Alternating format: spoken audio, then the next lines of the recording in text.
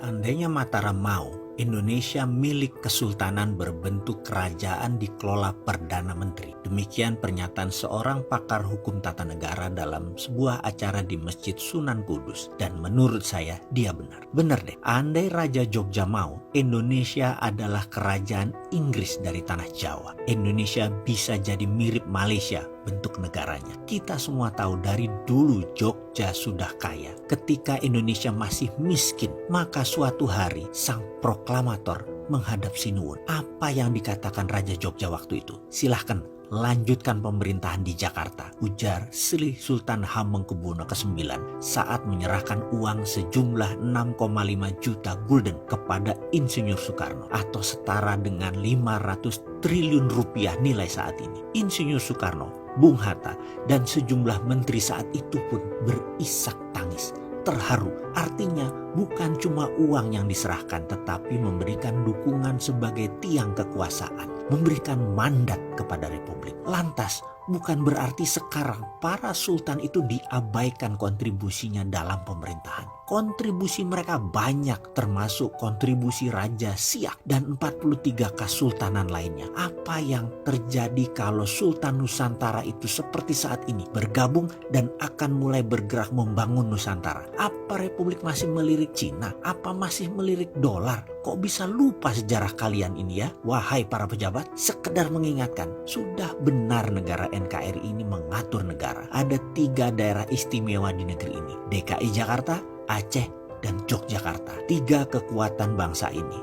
Republik, Islam, dan nasionalis. Kalau berislam, sana bangun Aceh. Kalau bingung ngelola negara, sana ke Kesultanan sebagai advisor. Jangan ke Cina. Bener deh. Hati-hati kalau Kesultanan sudah mulai bergerak. Grup-grup pengusaha seperti Sinarmas Group yang punya 5 juta hektar tanah di bumi pertiwi ini pasti akan gerah. Pejabat yang berpihak ke asing pasti akan dipermalukan di depan rakyat. Semangat bela negara sekarang sedang dikobarkan oleh Kesultanan. Sadumuk Batu, Sanyari Bumi sedang digaungkan yang bisa diterjemahkan sebagai tanah air kita jika diganggu akan diperjuangkan sekalipun nyawa taruhan. Sekali lagi mengingatkan, seandainya Raja Jogja mau, kalian semua itu abdi dalam wahai para pejabat. Dan sebelum itu terjadi, ayo sowan dan diskusi. Apa yang kita diskusikan? Dalam sejarah kerajaan Nusantara saat ini diperkirakan ada 43 kesultanan dan kerajaan, di mana di setiap daerah kesultanan atau kerajaan tersebut pada zaman Belanda pernah meletakkan harta mereka untuk setoran ke Bank Java yang kemudian hari menjadi Bank Indonesia. Juga pada saat kemerdekaan NKRI, sumbangan kontribusi kalau di total lebih dari 13 juta gulden. Jogja, Solo, juga kerajaan seperti Siak. Siak adalah termasuk penyumbang terbesar yang kalau dihitung dengan uang masa sekarang lebih dari angka 1.000 triliun rupiah. Saat ini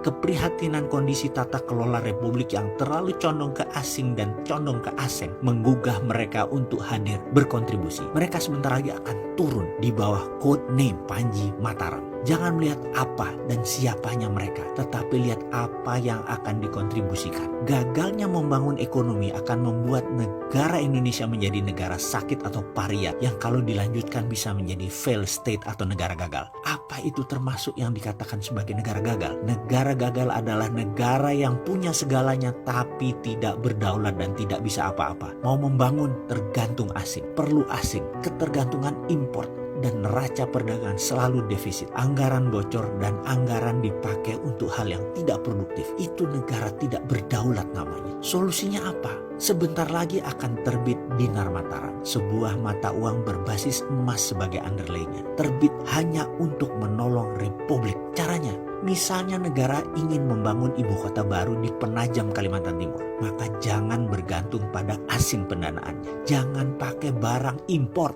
Itu platform berpikir yang paling mendasar. Apa yang harus dilakukan? Cetak rupiah dan uang tersebut belikan dinar Mataram. Berapapun jumlahnya, dinar Mataram mampu. Katakan 100 triliun rupiah dana dibutuhkan. Kemudian dinar Mataram tadi letak bahkan di rumah dinar untuk menggunakan sistem payment gateway GPN Dinium agar dinar Mataram tadi bisa dikonvert ke rupiah kapanpun untuk membiayai proyek negara. Di balance sheet Dinium akan tertera nilai 100 triliun rupiah dan di sisi dinarnya akan tertera angka 285.715 dinar Mataram atau keping. Di sini jadi intinya terbitnya rupiah berdasarkan emas dinar Mataram dan proyek negara. Tidak akan ada keraguan atas terbitnya uang tadi akan menimbulkan inflasi atau apapun yang ditakutkan oleh pemikir ahli keuangan. Dinar Mataram ini akan menjadi game changing bagi Indonesia karena Indonesia akan mulai membangun apapun tanpa hutang.